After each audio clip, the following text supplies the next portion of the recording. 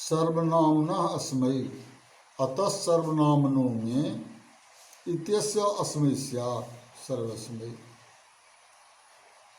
अदंत सर्वनाम से परे ने के स्थान पर अस्मै आदेश होता है।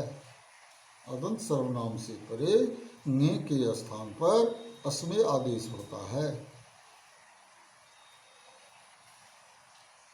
यहाँ स्थानीय है ने तथा आदेश है अस्मै। स्थानीय के संबंध में सूचना निर्जस से की जाने वाली अनुवृत्ति द्वारा मिलती है। इसके साथ ही अतो भिष ऐस से अतः की अनुवृत्ति की जाती है। यह सर्वनामना का विशेषण है। अतः में तदंत विधि होने से हरस्व अकारांत सर्वनाम से परे ने के स्थान पर अस्मै आदेश होता है। यहाँ भी आदेश अनेक वर्णों से युक्त होने के कारण समग्र ज्ञ को अभिव्याप्त करता है। तो सर्व में को अस्मै करके सर्वस्मै बनाया जाता है। नसी नयो अस्मात् अस्मिनौ अतः सर्वनाम न एतयोरेतोस्तः।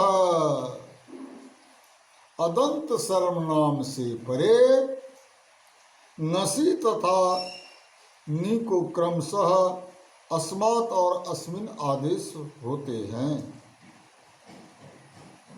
यहाँ पर स्थानीय है नसी तथा नी, आदेश है अस्मात् तथा अस्मिन।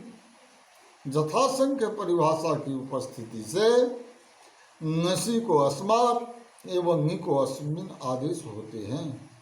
पूर्वक नसी एवं नी विभक्तियां हरस्व अकारांत सर्वनाम वाची शब्द से परे अपेक्षित है। अस्मात् तथा अस्मिन में तो तथा नो को संज्ञा नहीं होती। नो विभक्तो तुष्मा का सर्वंगसी अस्मात् आदि सर्वस्मात्। आमी सर्वनामना सुट अवर्णान्तात्परस्य सर्वनामनो विहितस्यामः सुरागमः स्यात्। एत्व खत्वे सर्वे काम सर्वस्मिन् से संग्राम। अवर्णांत अंग से परे सर्वनाम से विहित आम को सुट आगम होता है। ए तथा मूर्धन्य सौ होने पर सर्वेशाम सर्वस्मिन अवशिष्ट रूपाम शब्द के समान होते हैं। इसी तरह हस्व अकारांत एवं विश्वादेव दंता सर्वादेश पंचविंशत। इसी तरह हर्ष अकारांत विश्व आदि शब्दों के रूप भी सिद्ध होते हैं। सर्वादि शब्द 35 हैं। सर्व विष उभय जटर दतम अन्यतर इतर त्व नेम सम सिम पूर्व पर अवर दक्षिण उत्तर अपर अधर। ये 7 शब्द व्यवस्था और असंज्ञा में सर्वनाम वाची होते हैं। एवं ज्ञाति तथा धन अर्थ को छोड़कर अन्य अर्थों में 100 शब्द को सर्वनाम संज्ञा होती है। अंतरंग बहिर्योग गोप संज्ञानयो। बहिर्योग और उपसंज्ञान अर्थ में अंतर शब्द सर्वनाम संज्ञक होता है। अवशिष्ट शब्द त्याद तद जद एतद इदम अदस एक द्वि जुष्मद अस्मद भवतु तथा किम।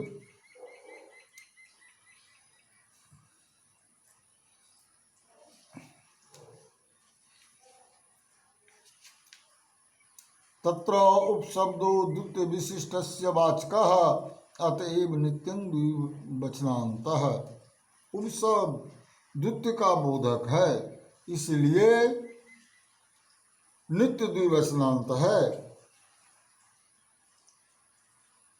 तस्य पाठस्तु उभको इत्यर्थः न च क प्रत्यय निष्ठ सिद्धि द्विवचन परत्वाभावेन उभयतः उभयत्र इत्यादाविवाच्य प्रसंगात् तदुक्तम उभयोन्यत्र अन्यत्र द्विवचन परत्वाभावे उपशब्दस्य द्विवचनं नास्तीति क्रियतः अस्तीति हरदत्तः तस्मात् यजादेशस्य स्थानिबद्धभावेन त्यक्त प्रत्यांततया प्रथम चरम इति विकल्पे प्राप्ते विभक्ति निरपेक्षत्वेनान्तरंगत्वान् नित्ये विसंज्ञा भवति।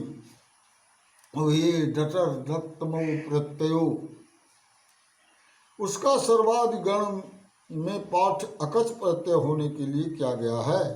क प्रत्यय करने पर इष्ट सिद्धि नहीं हो सकती, उब को रूप नहीं बन सकता, क्योंकि क प्रत्यय में द्विवचनत्व का अभाव है।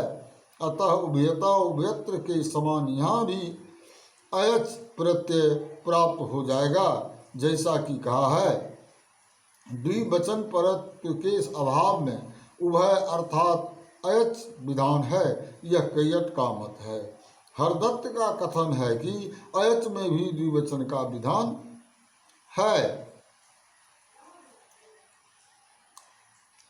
उभय शब्द से जस विभक्ति में अयज आदेश को स्थानीय बदभाव होने से तप प्रत्यांत बुद्धि होने के कारण